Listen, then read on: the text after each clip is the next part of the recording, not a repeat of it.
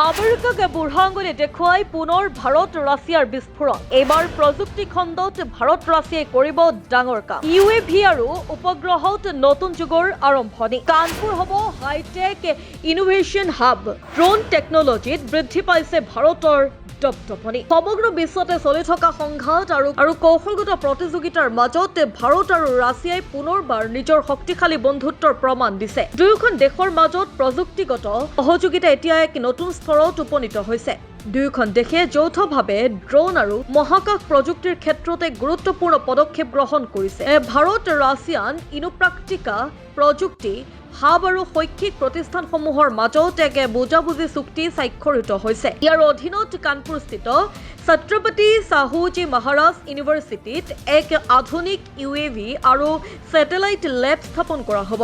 এই লেব কেৱল গৱেষণাৰ ক্ষেত্ৰতে সীমাবদ্ধ নহ'ব, ই ভাৰতৰ ড্ৰোন প্ৰযুক্তিক এক নতুন উচ্চতালৈ লৈ যাব। ছাত্ৰ-ছাত্ৰীসকলে আন্তঃৰাষ্ট্ৰীয় মানৰ প্ৰশিক্ষণ লাভ কৰাৰ লগতে ড্ৰোন আৰু উপগ্ৰহ প্ৰযুক্তিৰ প্ৰমাণীকৰণ পাঠ্যক্ৰমত অংশ ল'ব পাৰিব। ভাৰতত ৰাছিয়াৰ ৰাষ্ট্ৰদূত ডেনিছ এলিপোভে এই চুক্তিক দুয়োখন দেশৰ সম্পৰ্কৰ বাবে এক ঐতিহাসিক পদক্ষেপ বুলি উল্লেখ কৰিছে। তেওঁৰ মতে এই উদ্যোগে প্ৰযুক্তিগত অংশীদাৰিত্ব আৰু অধিক শক্তিশালী কৰিব। এই পদক্ষেপ ভ্লাদিমিৰ পুটিনৰ ভাৰত ভ্ৰমণত স্থিৰ কৰা দ্বিপাক্ষিক কাৰ্যসূচীৰ অংশ। এই প্ৰকল্পৰ আন এটা গুৰুত্বপূৰ্ণ দিশ হ'ল এটা শক্তিশালী প্ৰতিভা পাইপলাইন গঢ়ি তোলা। ছাত্ৰ-ছাত্ৰীসকলে UAV ডিজাইন, উৰণ পৰিচালনা, ডাটা বিশ্লেষণ আৰু মহাকাশ প্ৰযুক্তিৰ ব্যৱহাৰ জ্ঞান লাভ কৰিব, যিয়ে ভৱিষ্যতৰ উন্নত প্ৰযুক্তিৰ ক্ষেত্ৰত তেওঁলোকক আগুৱাই নিব। আজিৰ যুগত যুদ্ধ আৰু নিৰাপত্তাৰ ধাৰণা দ্ৰুতগতিত সলনি হৈছে।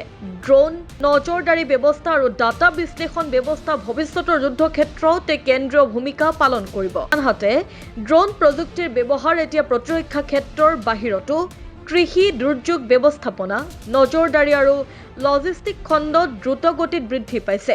এই পৰিপ্ৰেক্ষিতত ভাৰত ৰাছিয়াৰ এই উদ্যোগ কেৱল স্বাৱলম্বিতাৰ দিশত এক ডাঙৰ আগবঢ়া পদক্ষেপেই নহয়, বৰঞ্চ বিশ্বব্যাপী প্ৰযুক্তিগত সহযোগিতাৰ ক্ষেত্ৰতো এক গুৰুত্বপূৰ্ণ অৱদান। ই প্ৰতিৰক্ষা, কৃত্ৰিম বুদ্ধিমত্তা আৰু মহাকাশ খণ্ডত নতুন সম্ভাৱনা মুকলি কৰিছে। সামগ্ৰিকভাৱে এই চুক্তি কেৱল প্ৰযুক্তিগত নহয়, ই দুয়োখন দেশৰ মাজত গভীৰ হৈ অহা কৌশলগত অংশীদাৰিত্বৰ স্পষ্ট প্ৰতিফলন। লগতে ই দেখুৱাইছে যে ভৱিষ্যতৰ প্ৰযুক্তি আৰু নিৰাপত্তাৰ ক্ষেত্ৰত দুয়োখন দেশ একেলগে আগবাঢ়িবলৈ দৃঢ় প্ৰতিজ্ঞা। এতিয়া আপোনালোকৰ মতামত কি? ভাৰত আৰু ৰাছিয়াৰ এই প্ৰযুক্তিগত সহযোগিতাক আপুনি কেনেদৰে চায়? আপোনাৰ মতামত কমেণ্ট কৰি আমাক জনাওক।